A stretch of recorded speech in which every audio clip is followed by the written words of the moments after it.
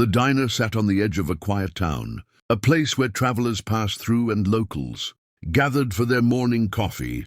Its neon sign buzzed faintly, announcing its presence to anyone driving by, but inside, it carried an atmosphere of warmth and routine. For weeks, a man named Richard had been coming in, always dressed simply in jeans and a plain shirt. He looked like just another drifter passing through.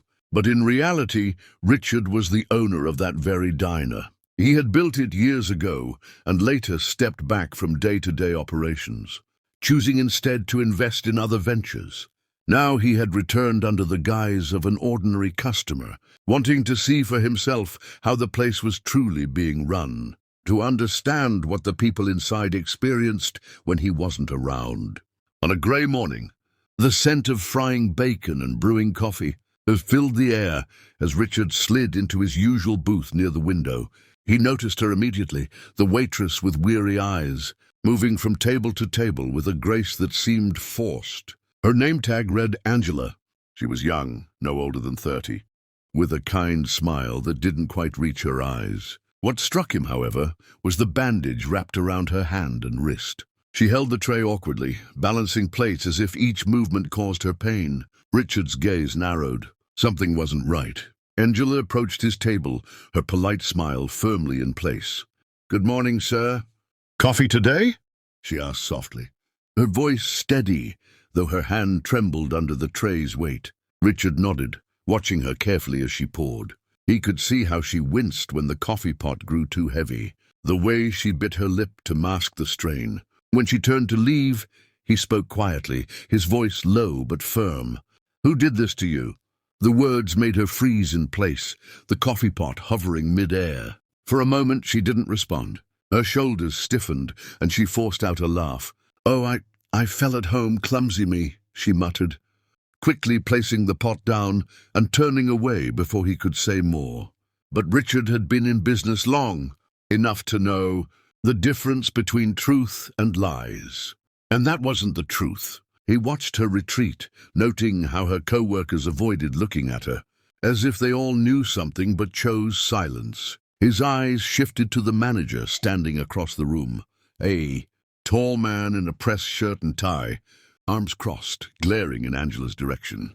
There was tension in the air, thick and unspoken. Richard's instincts screamed that something darker was happening behind the cheerful veneer of his diner. He spent the next hour observing carefully. Angela served tables tirelessly despite her injury. The manager barked orders at her with cold efficiency, never lifting a hand to help. At one point, when she moved too slowly, Richard noticed the manager's jaw tighten, his fist clenching by his side. The other employees, 2 young busboys and another waitress, kept their heads down, too afraid to intervene. The atmosphere reminded Richard of something he hated, abuse wrapped in silence. When Angela finally brought Richard his meal, he caught her gaze. "I've seen a lot in my life," he said quietly. "You don't have to pretend with me." Her eyes flickered, and for a moment he saw raw fear, but just as quickly she looked away, shaking her head. "Please, just let it go," she whispered before moving on. Richard's jaw tightened. Let it go? Not a chance. This was his diner, his name above the neon lights, and yet here was one of his employees suffering under his roof. He had entrusted the wrong man with its care, and now he had stumbled onto something that demanded answers. The undercover role he had taken on wasn't just about checking operations anymore. It was about uncovering the truth of what was happening to Angela, and why no one dared to speak up. As he paid his bill and stood to leave, Richard cast one final look across the diner. Angela stood at the counter, her broken hand hidden behind the tray, but her eyes told the story she couldn't say out loud. And in that moment, Richard made himself a silent promise. He would find out the truth, and when he did, the people responsible would regret ever stepping foot into his diner. That morning, Richard walked out into the cool air, but the weight in his chest was heavy. The diner had always been a symbol of comfort, a place for the weary to find rest. Now it had become the stage for something sinister, and he wouldn't rest until it was set right. The truth was coming, and it would shake the very walls of the diner when revealed. Richard didn't return to the diner for 2 days, but when he did, he came with a plan. He sat in the same booth, ordered the same coffee, and waited. This time he paid even closer attention. Angela's injury hadn't improved. If anything, the strain of working had made it worse. He saw how she tried to hide her winces, how she tucked her hand behind her apron when not carrying trays. The manager remained ever watchful, his controlling presence looming over the diner like a shadow. Richard realized then that this wasn't a simple workplace issue. It was something personal, something abusive, and Angela was trapped. When her shift slowed, Richard called her over. "Sit with me a minute," he said gently. She hesitated, glancing toward the manager. Richard followed her gaze and noticed how the man's eyes narrowed at her every move. "It's okay," Richard reassured. "Just for a moment."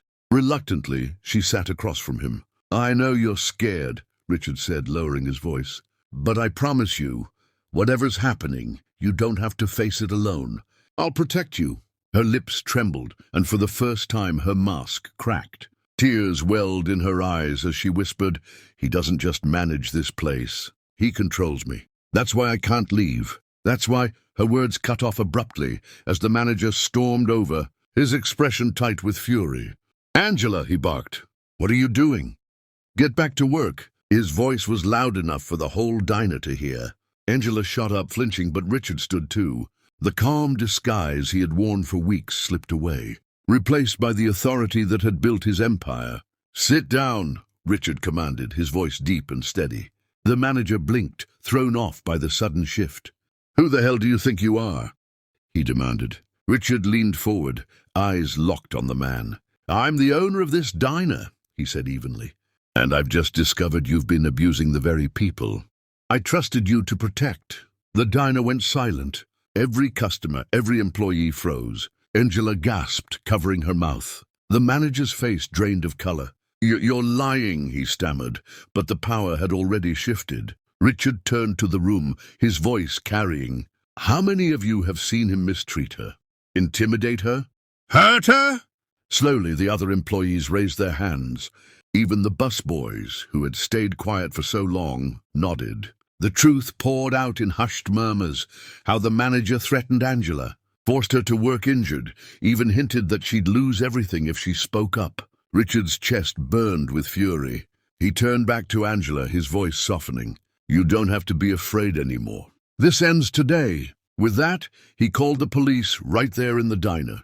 The manager's attempts to deny, to bluster, fell apart as the truth stood against him. Within the hour, he was escorted out in handcuffs, his reign of fear shattered. Angela wept quietly, overwhelmed by the relief she hadn't dared to hope for. Richard placed a hand on her shoulder. "This diner is meant to be a place of hope, not hurt. From now on, that's what it will be. You have my word." Angela looked at him with gratitude shining through her tears. "Thank you," she whispered, her voice breaking. As the customers clapped softly in support, Richard knew this was more than just saving his diner. It was about saving people. He had discovered pain hiding in plain sight, and he had acted. And in doing so, he had reminded everyone that kindness and courage could shatter silence. The diner would never be the same again. It would be stronger, safer, a beacon of community once more. And for Richard, it was proof that sometimes going undercover revealed not just problems with business, but the brokenness in people that desperately needed healing.